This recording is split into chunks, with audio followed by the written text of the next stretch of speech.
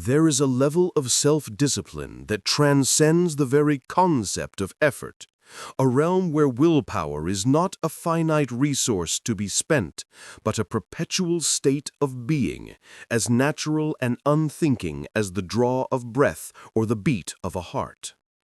This is not the discipline of struggle and gritted teeth. It is the discipline of flow, of alignment, of a destiny so fully embraced that action and identity become one seamless, unbreakable whole.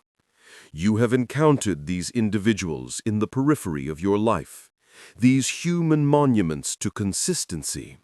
They are the ones who move through chaos with an unnerving calm, who face immense pressure without a flicker of doubt, who execute their daily rituals with the precision of a celestial body moving through the void.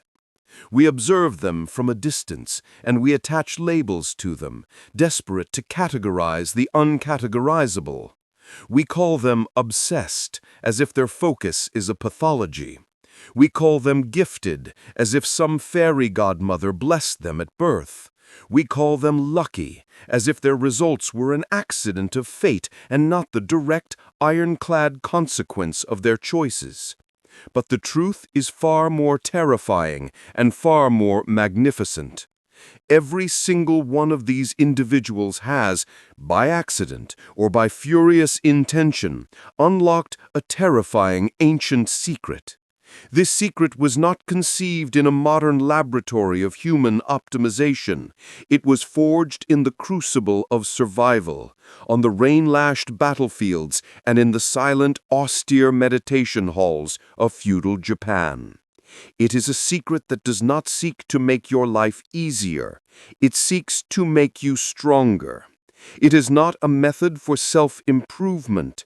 It is a protocol for a specific kind of psychic death and spiritual rebirth. It is the death of the person you have been, the person of excuses and negotiations, and the birth of the person you are destined to become, the person of action and unshakable integrity. Today, you will not merely hear about this transformation.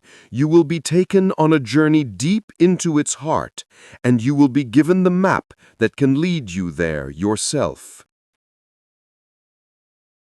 Before we cross the threshold and step onto this path, I must ask for a demonstration of intent. The knowledge I am about to share is not a casual entertainment. It is a weapon, and like any powerful weapon, it requires a worthy hand to wield it. It demands a mind that is prepared to receive it not as a passing curiosity, but as a fundamental operating system for life. Therefore, I am asking you to make a public declaration of your readiness.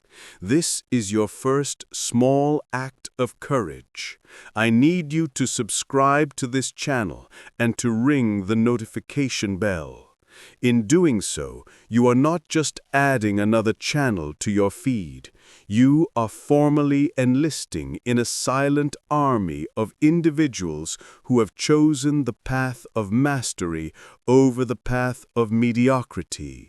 You are sending a signal to the algorithm of the internet, and more importantly, to the deep-seated algorithm of your own psyche, that you are ready to be challenged, that you are ready to evolve.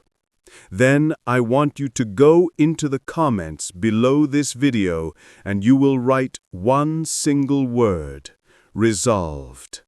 Let that word be your banner. Let it be the first stone you lay upon the grave of your old self. This simple, deliberate act is a micro-practice of the very principles we will explore. It transforms you from a passive consumer of information into an active participant in your own epic story. With that commitment sealed, we can now begin our descent into the art of the unbreakable self. What you are about to learn is not a 10-point list. a 30-day hack, or a motivational speech designed to give you a fleeting sugar rush of inspiration. It is the antithesis of all that. It is the long road, the hard road, the only road that has ever led to true, lasting mastery. This is the codified path of the samurai, the Bushido Code, stripped of its historical context of violence and distilled it into its purest essence, a philosophy for the conquest of the self. For centuries, these warriors honed their minds and bodies to a razor's edge, understanding that a sharp sword is useless without a sharper mind, that a strong arm is worthless without an unbreakable spirit. Modern neuroscience and psychology are only now, with their sophisticated imaging machines and clinical studies, beginning to catch up to what these masters knew intuitively 800 years ago. They understood that the ultimate battlefield is not a piece of land. It is the 6 inches of space between your ears. The ultimate enemy is not the opponent facing you. It is the chorus of doubts, fears, and excuses within you. The ultimate victory is not achieved by defeating others, but by achieving a state of perfect inner sovereignty. We live in a world that actively encourages negotiation with our weaker selves. We bargain with our alarm clocks. We plead with our fatigue for just 5 more minutes. We make elaborate treaties with our procrastination, promising to work twice as hard tomorrow. We have become diplomats in a pointless civil war, constantly negotiating a peace treaty with an enemy that will never honor its terms. The system I will reveal to you today, a system I call Shinobi Seishin, which translates to the warrior's spirit or the stealth heart, is designed to end this civil war permanently. It does not seek a truce. It seeks total victory. It eliminates the very possibility of negotiation.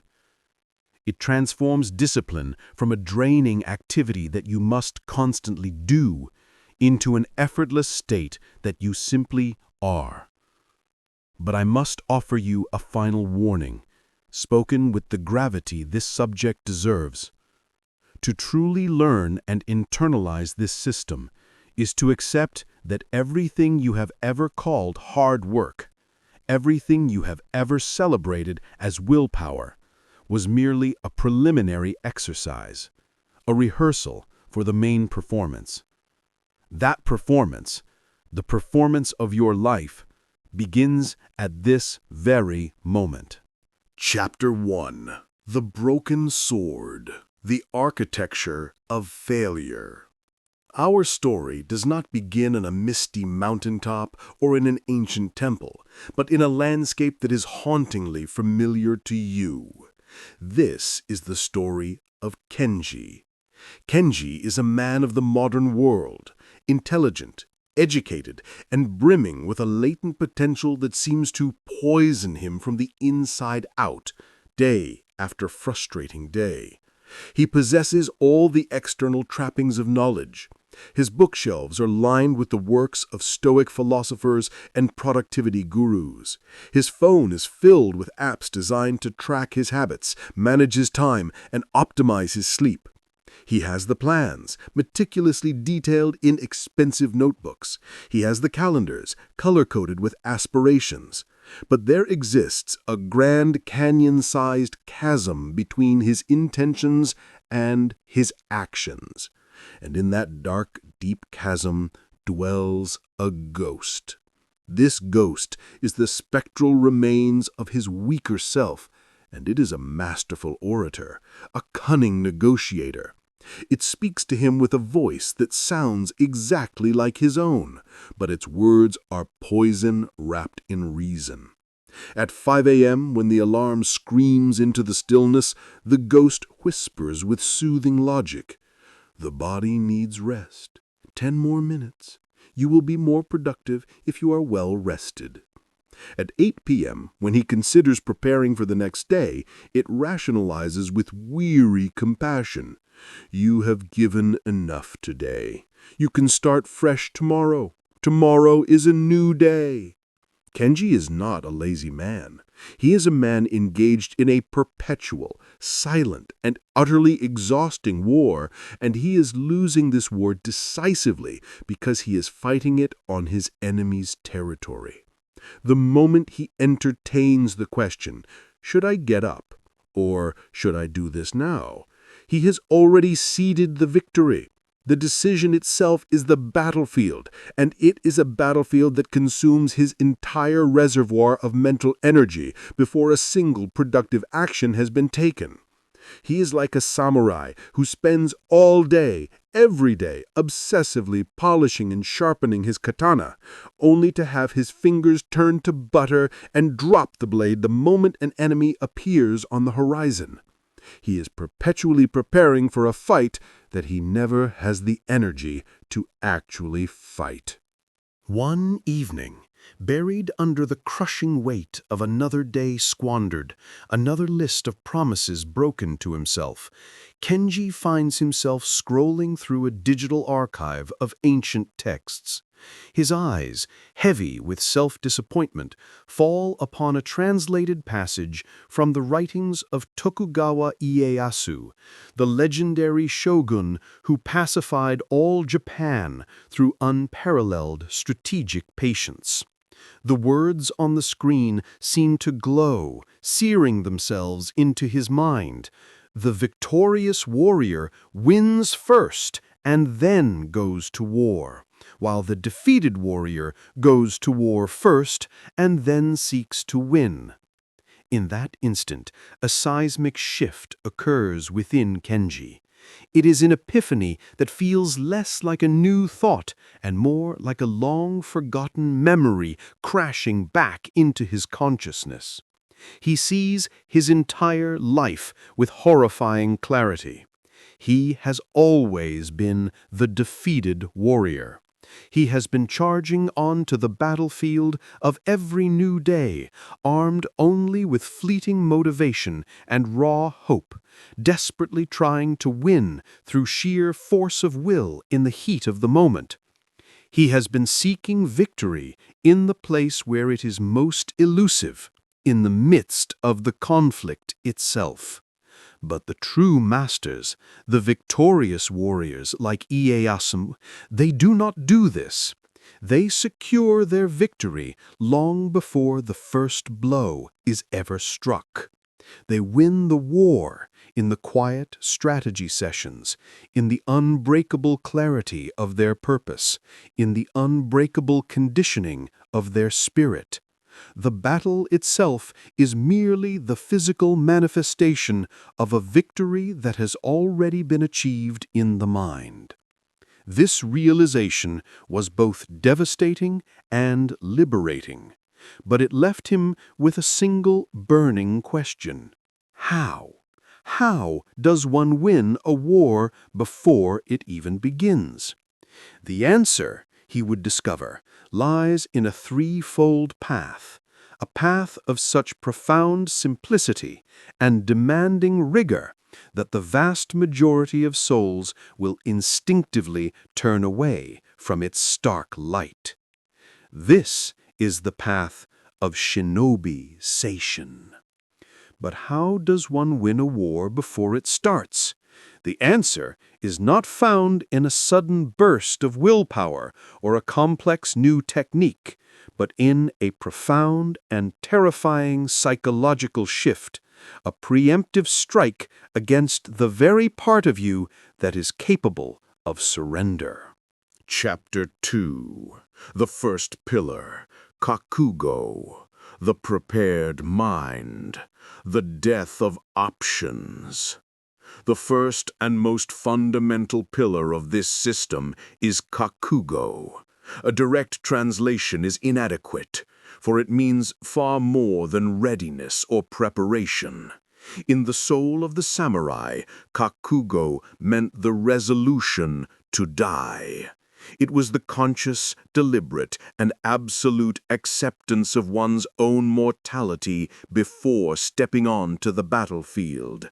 This was not a morbid fixation or a desire for death. It was the ultimate strategic maneuver. By staring into the abyss and accepting the worst possible outcome, the samurai performed a kind of psychic alchemy. The fear of death, which could paralyze a lesser warrior, was transformed. It became a source of immense power. Once you have accepted your own death, what is left to fear? What leverage does an opponent have? The mind, liberated from the desperate, clawing instinct for self-preservation at all costs, becomes eerily calm, impossibly focused, and lethally precise. The warrior was no longer fighting to survive, he was fighting from a place of already being free. For you, in the context of your modern life, Kakugo does not require a literal contemplation of physical death. It demands something that many find even more frightening: the death of your excuses. It demands the death of your escape routes, your plan Bs, your soft landings. It is the conscious and deliberate annihilation of the part of your psyche that is capable of quitting. Kakugo is the moment you draw a line in the sand of your soul and declare, beyond this point there is no return. Beyond this point, I am this person, and failure is not an option that exists in my reality. Kenji, trembling with the intensity of his newfound understanding, performed his Kakugo. He did not do it lightly. He waited until the house was silent, the world outside his window asleep. He lit a single candle, casting long, dancing shadows across his room. He took out a single piece of the finest, most pristine paper he could find, and a pen that felt weighty and significant in his hand. He did not write a goal. He did not write a "I will try to" statement. He wrote a declaration of identity, as if he were drafting his own new birth certificate. I am a person who wakes up at 5 a.m. without exception and begins his day with 20 minutes of silent meditation. I am a person who trains his body for 30 minutes every single day, regardless of travel, fatigue, or circumstance. I am a person who does not negotiate with procrastination. And then, at the bottom, he did not simply sign his name. He pricked his thumb with a sterile needle, and with a drop of his own blood, he made his mark. This was not a stunt. It was a symbol. It was a covenant written not in ink, but in the very life force of his old self, a self that was now being ceremonially put to death. The neuroscience behind this ritual is profound. When you set a normal goal, you engage the prefrontal cortex, the seat of executive function and conscious decision-making. It is a muscle that tires easily. But when you make a profound, emotional, identity-level commitment like Kakugo, you trigger a much deeper and more powerful process. You are essentially performing a targeted rewrite of your self-concept. The brain, which hates cognitive dissonance, the psychological stress of holding two conflicting beliefs, now has a powerful new datum.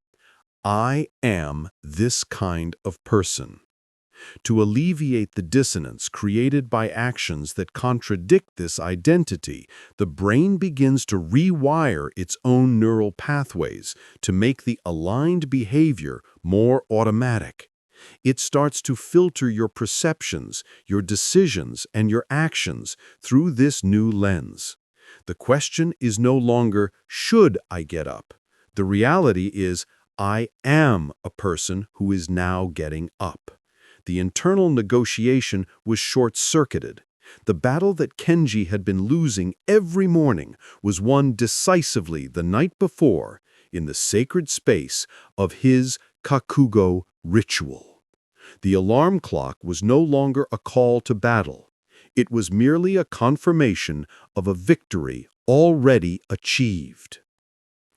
Yet the most powerful declaration made in the sacred silence of the night can be brutally assassinated by the cold, hard reality of the morning. A mind perfectly prepared for death is a useless instrument if it is housed in a body that has not been trained for life.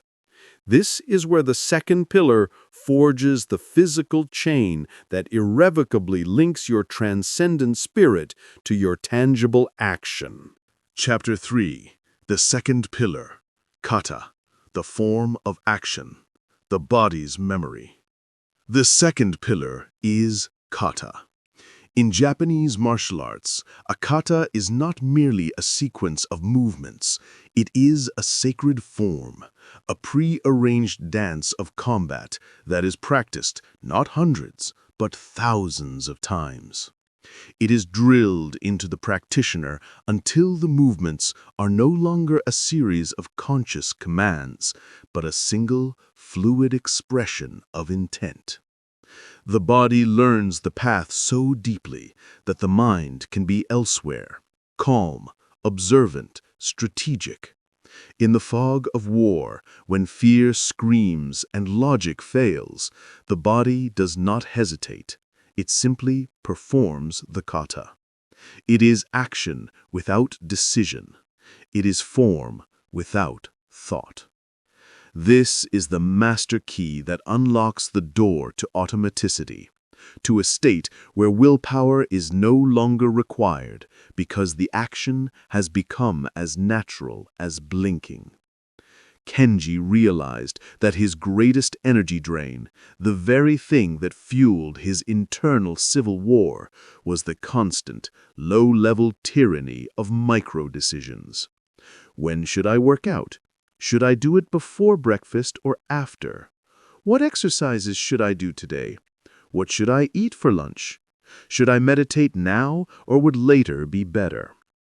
Each one of these questions, however trivial it seemed, was a tiny crack in his foundation, a small leak in his limited reservoir of willpower. By the time he had finished debating with himself about the details of his day, he was often too mentally exhausted to execute any of them with conviction. So, inspired by the ancient masters, he constructed his own personal kata. He designed a single, unchangeable, non-negotiable morning sequence. It was a ritual of such precise detail that it left no room for his mind to intervene. The alarm sounds at 5 a.m. The feet hit the floor on the first ring, not the second, not the fifth, the first. He walks to the kitchen and drinks a full glass of water. He then goes to his meditation cushion and sits for 20 minutes, using a simple breath-counting technique. Following this, he performs a strict, unchanging sequence of calisthenics: 50 push-ups, 100 body-weight squats, a 3-minute plank. There were no variables. There was no room for the ghost of his old self to suggest suggestions. The path was laid in stone. The first week of executing this kata was a visceral, brutal war against his own biology. His body, a creature of deeply ingrained, slothful habits, rebelled with every fiber of its being. It screamed in protest. It conjured up aches and pains he never knew he had. The temptation to break the sequence, to just skip one element, was a physical ache. But Kenji held fast to his kakugo. He was not negotiating. He was simply executing the kata. And then, in the second week, a subtle miracle began to unfold. He started to wake up a minute, then 2 minutes before his alarm was set to ring. His body was not just obeying a command, it was beginning to anticipate the rhythm of the kata. It was learning the melody of the kata. On the 14th day, the alarm blared into the morning silence, and Kenji was already standing upright beside his bed, his body moving towards the kitchen as if pulled by an invisible current. There was no thought, no internal debate, no moment of victory. There was only the seamless, effortless flow of the kata. The action was now happening through him, not by him. A renowned researcher at MIT who has dedicated his life to studying the neurology of habit formation would explain what happened to Kenji in precise scientific terms. He had successfully overseen the migration of a complex behavioral sequence from the prefrontal cortex, the conscious, energy-intensive CEO of the brain, to the basal ganglia, the ancient automated operating system responsible for routines like driving a car or tying your shoes. He was no longer using precious willpower to force himself through his morning. He was simply following a deeply grooved neural pathway, a ritual that had become subcortical. The samurai maxim, forged in the fires of real combat, states, "In battle, you do not rise to the occasion, you fall to the level of your training." Kenji was no longer training for a hypothetical future battle. He was training for the daily battle of life against distraction, apathy, and weakness. And his training, his kata, was so deeply ingrained, so perfectly practiced, that success became the only possible, the only conceivable outcome. But life, in its infinite complexity, is not a controlled and sterile dojo. Life is a tempest, a chaotic and unpredictable force that delights in throwing obstacles, emergencies, and unforeseen chaos directly into the path of your perfectly laid plans.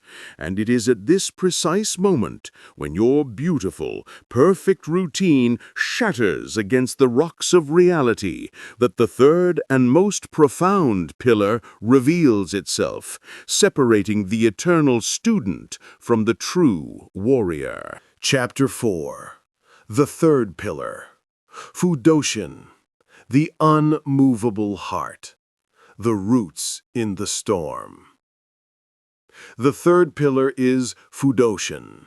This is often translated as unmovable heart or unshakable spirit. But this translation can be misleading, suggesting a rigid, stoic inflexibility. True Fudoshin is not rigidity. It is a profound, unassailable flexibility that is born from absolute inner stability. It is the quality of a centuries-old willow tree in a hurricane. The trunk does not move. The roots run deep into the bedrock of the earth. But the branches, the leaves, they whip and bend and flow with the ferocious wind. They adapt without breaking. They yield without surrendering. When the storm passes, the willow remains, perhaps with a few branches lost, but its core identity, its essential being, is utterly intact. Fudoshin is this deep root system of the human soul. It is the calm at the center of the cyclone. For Kenji, the ultimate test of his fledgling spirit came on day 40 of his new life. He was struck down by a severe flu. His body was a landscape of pain. His muscles ached. His head throbbed with a feverish pulse. His throat was raw. As he lay shivering in the pre-dawn darkness, the ghost of his old self, which he thought he had buried, saw its opportunity and launched its final, desperate assault. It did not scream or yell. It spoke with a voice of sweet, seductive reason. This is a valid excuse. This is not a failure of will. This is biology. Even the most dedicated samurai falls ill. The body needs rest to heal. To push now would be counterproductive, even foolish. Rest, just for today. This was the critical juncture, the fork in the road where every single one of his previous attempts at change had met their end. He had always fallen for this exact reasonable argument. But Kenji, now armed with the beginnings of Fudoshin, did not engage in a debate. He did not try to argue with the fever or negotiate with the fatigue. Instead, he reached into the mental toolkit he had prepared during his Kakugo phase and invoked a pre-written, non-negotiable rule. During his initial resolution, he had anticipated this scenario. The rule was simple and absolute. In the event of illness or injury that prevents the full kata, the practice is reduced to its barest essential. 5 minutes of diaphragmatic breathing in a seated position and one single perfect repetition of the simplest movement in the sequence, one push-up, or, if that is impossible, one standing squat. He did not make this decision while shivering and miserable. He had made it weeks ago, in a state of perfect clarity and uncompromised resolve. So he did not try to perform his full 30-minute calisthenics routine. That would have been an act of ego, a desperate attempt to prove something, and it would have likely caused more harm. Instead, he dragged himself to a seated position on the edge of his bed. He set a timer for 5 minutes, and he breathed. He focused on the sensation of air filling his lungs and leaving his body. Then, when the timer chimed, he slowly, painfully, lowered himself to the floor and performed one single, deliberate push-up. It was not about the physical benefit of that one push-up. It was about maintaining the sacred chain of continuity. It was about sending an unequivocal message to his entire nervous system. The identity remains. The practice continues. The conditions do not dictate the commitment. He was not reacting to the chaos of the flu.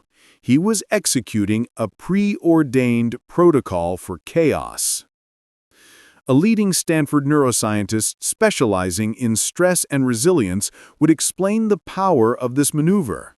By pre-deciding his responses to potential obstacles, Kenji completely bypassed the amygdala hijack, the primal fight-or-flight response that floods the brain with stress hormones and shuts down the logical prefrontal cortex during moments of panic or discomfort. He avoided the crippling effects of decision fatigue, conserving his cognitive resources for healing. His prefrontal cortex remained online, not to debate, but to calmly execute a command that it had already issued to itself. The storm of sickness raged around him and within him, but his heart, his Fudoshin, did not move. This is the ultimate expression of this pillar. It is the deep, unshakable understanding that your practice is not dependent on perfect conditions. It is about perfect continuity. It recognizes that the all-or-nothing mindset is the most potent killer of consistency ever devised. A river never stops flowing. During a severe drought, it may shrink to a mere trickle, a silvery thread in a wide riverbed, but it never, ever stops. The moment a river stops completely, it ceases to be a river. It becomes a dry riverbed, a ghost, a memory of where the water used to be. Your practice, your identity is the same. The moment you create a gap, you are no longer a practitioner. You become someone who used to practice. Fudoshin is the force that ensures the river, no matter how diminished, never stops flowing. When these three pillars are not merely understood but fused in the fires of daily practice, a final alchemy occurs. Something awakens within the human spirit that is far greater than the sum of its parts, and the person you once knew vanishes, replaced by something both magnificent and terrifying to behold. Chapter 5. The Alchemy of the Unbreakable Self, when practice becomes being. Kakugo, kata, and fudoshin are not a linear checklist to be completed. They are a holy trinity, a self-reinforcing feedback loop of immense power. The absolute, death-like resolution of Kakugo provides the unwavering why that makes the rigorous practice of the kata possible. The relentless daily execution of the kata, in turn, forges the neural pathways and bodily habits that create the unshakable calm and adaptability of fudoshin. And the profound, rooted stability of fudoshin continuously reinforces and validates the original Kakugo resolution, cementing it into an unbreakable core of identity. This is the virtuous cycle of mastery. This is the engine of transformation. After 90 days of this integrated practice, Kenji was fundamentally unrecognizable from the man he had been a mere 3 months prior. The changes were not merely superficial, a leaner physique, more energy. They were emanations. He carried himself differently. There was a new quietness to his movements, an economy of action that spoke of controlled power.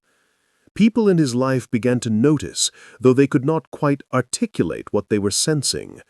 His presence in a room had a new gravity to it, a weight that commanded a subtle, unspoken respect. His co-workers, who used to gather around his desk to complain about management or gossip, slowly stopped including him in these sessions. Their words seemed to evaporate in the space around him. His friends' usual jokes about hangovers and lazy weekends suddenly fell flat in his company, their laughter sounding hollow and forced. He had not become arrogant or judgmental. He had simply become a mirror, a living, breathing reflection of the potential they had squandered, the compromises they had made. And people, when faced with their own reflection, often look away. They called him intense. They called him obsessive. They whispered behind his back that his level of discipline was not normal, that it was almost scary. And for the first time, Kenji understood that they were absolutely right. Normal is the country of negotiation, the kingdom of excuses, the land of good enough. He was no longer a citizen of that place.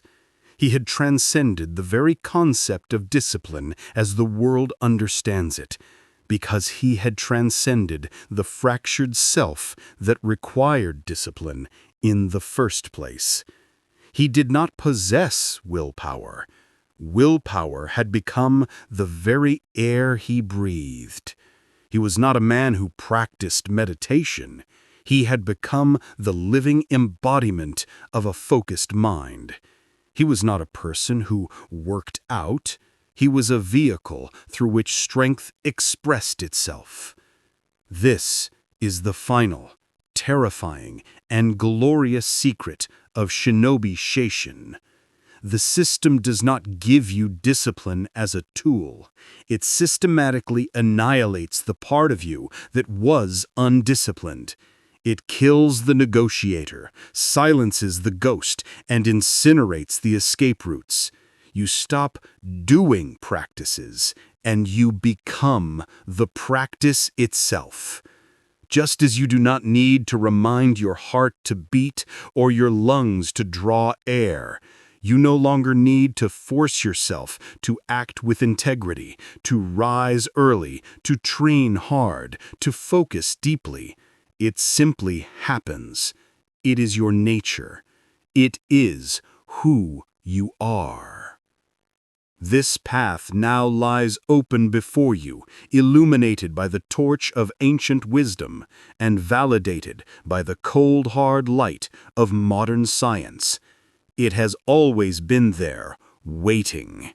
But to take the first step upon it, you must answer a single profound question that will echo through the rest of your days. The knowledge is now yours. You have navigated the depths of the three pillars, the absolute resolution of Kakugo, the flawless form of Kata, and the immovable heart of Furoshin. You have walked alongside Kenji and witnessed a metamorphosis of the human spirit. The entire machinery of mastery, once a secret guarded by a chosen few, has been laid bare at your feet. But this, right here, is the moment of truth. This is the precipice. This is where you decide, once and for all, who you are. Are you the defeated warrior who stumbles out of bed each morning and charges on to the battlefield of the day armed with nothing but hope and a prayer, desperately trying to win through sheer force of will in the heat of the moment? Or are you the victorious warrior who wins the war tonight in the profound silence of this very moment by making a resolution so absolute, so identity-shattering that the outcome of tomorrow's skirmishes is no longer in any doubt? I am not going to ask you to subscribe to the channel again. That initial test of your commitment is past. Now I am going to ask you for the one thing that truly matters, the act that will cement this knowledge from an abstract concept into the concrete reality of your life. I want you to go into the comments below this video, but I do not want you to write "resolved" this time. That was for the person you were 20 minutes ago.